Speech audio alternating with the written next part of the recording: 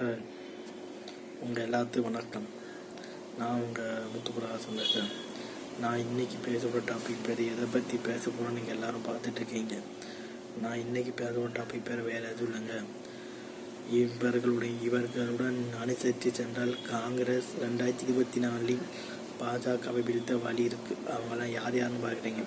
ஒன்றும் கிடையாது. உத்தரப்பிரதேசத்தில் நம்ம முலாயம் சிங் யாதவ் காங்கிரஸ் கூட்டணி உருவானால் 2024 காங்கிரஸ் அங்கே 80 சீட்டில் இவ்வளோ 10 சீட்டு கம்மியானாலும் அவங்க நின்று தான் ஆகணும். அப்படி 10 சீட்டு வாங்கிட்டு நின்னால் நல்லாயிருக்கும். பீகார்லேயும் அதே மாதிரி 40 சீட்டாக இருக்கக்கூடிய 40 சீட்டில் அங்கேயும் நீங்கள் காங்கிரஸ் கூட்டணிக்கு அனுசரித்து ஒரு 5 சீட்டை நின்னால் தான் பாஜக டஃப் பண்ண முடியும். தமிழ்நாட்டில் அதே மாதிரி திமுக இப்போ உஷாராயிட்டாங்க. பாண்டிச்சேரி காங்கிரஸ் கொடுக்குற வாய்ப்பு இருக்குது. அதே மாதிரி தமிழ்நாட்டில் ஒரு 5 சீட்டு, கன்னியாகுமரி, சிவகங்கை டவுட்டு தான், ஸ்ரீபெரும்புத்தூர் கொடுக்க வாய்ப்பு இருக்குது. ஈரோடு கேட்டு சண்டை போட்டுட்ருக்குறாங்க. அதுக்கப்புறம் திருச்சி, அதுக்கப்புறம் பார்த்தோன்னா இன்னொரு தொகுதி ஒன்று இருக்குதுங்க, சேலம். அந்த கேட்டுட்ருக்குறாங்க. அந்த தொகுதியெல்லாம் இவங்க கொடுக்குமான்றது என் டவுட்டு தான். 5 சீட்டு கொடுத்தால் அதை வாங்கிட்டு காங்கிரஸ் நிற்கிறதுனா அவங்களுக்கு சாணக்கிய தனத்துக்கு வெற்றி பெறதுக்கான வழி. அதுவும் இல்லாமல் கூட்டணி கட்சிகள் ஸ்ட்ராங்காக இருக்கிற இடத்துல அவங்களும் விட்டு கொடுத்து தான் போகணும். ஸோ இதை மட்டும் பண்ணால் அதுக்கப்புறம் டெல்லி பக்கம் வந்தால் அரவிந்த் கெஜ்ரிவாலோட ஒரு அண்டர்ஸ்டாண்டிங் ஒரு சீட்டு அனுசரித்து நின்றால் வெற்றி பெறதுக்கு வாய்ப்பு இருக்குது. பஞ்சாப்லேயும் ஒரு அண்டர்ஸ்டாண்டிங் வரணும், காங்கிரஸும் ஆம் ஆத்மியும்.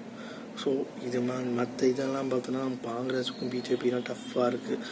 அதே மாதிரி தெலுங்கானாவில் இப்போ காங்கிரஸுக்கும் பிஆர்எஸுக்கும் போட்டி. ஆந்திராவில் எப்படி நிலைப்பாடு தெரியல. சந்திரபாபு நாயுடு காங்கிரஸோட வரமாட்டார்.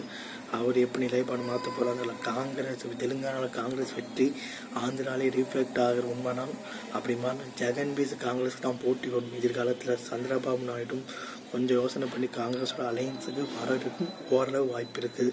சந்திரபாபு நாயுடு, நம்ம பவன் கல்யாண், அதுக்கப்புறம் காங்கிரஸ் கூட்டணியை ஃபார்ம் பண்ணால் ஆந்திராவில் ஒரு ஃப்ளிப்கான வாய்ப்பு இருக்குது.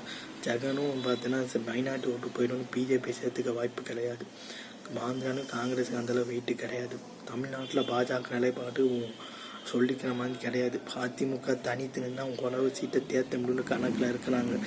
ஸோ இப்படி இந்த கூட்டணி ஃபார்ம் பண்ணால் வெற்றி பெறதுக்கு வாய்ப்பு இருக்குது. அதுக்கப்புறம் மேற்கு வங்காளம் மம்தா டஃப்பாக இருக்காங்க. மம்தாவோட கையில் காலில் விழுந்து காங்கிரஸ் 42 சீட்டு அங்கே வருதுன்னா அதில் ஒரு எப்படியாச்சும் ஒரு கம்மி சீட்டில் போட்டி நிற்கிறது அவசியம். இடதுசாரிகளையும் அந்த அம்மையார் இடதுசாரிகளும் மனசை மாற்றிட்டு திரிணாமுல் காங்கிரஸ் அலையன்ஸுக்கு போகிற நிலைமையில் வந்தால் பிஜேபியை அவங்க வாஷ் அவுட் பண்ண முடியும் வெஸ்ட் பெங்காலில். ஸோ இது மாதிரியான கூட்டணி ஃபார்ம் பண்ணால் அதுக்கு இந்த கூட்டணி கட்சிகள் ஒத்துக்கிட்டால் ஒளியை தான் பாஜக வீழ்த்த முடியும். இதுதான் என்னுடைய கணிப்பில் நான் சொல்லக்கூடியது. ஸோ இது நடந்தால் பாஜக 2024 நம்ம வீட்டுக்கு அனுப்பலான்றது சொல்லி அடுத்த வீடியோவில் உங்களை சந்திக்கிறேன். உங்கள் விடைபெறுவது உங்கள் முத்துப்பிரகாசம். பாய்.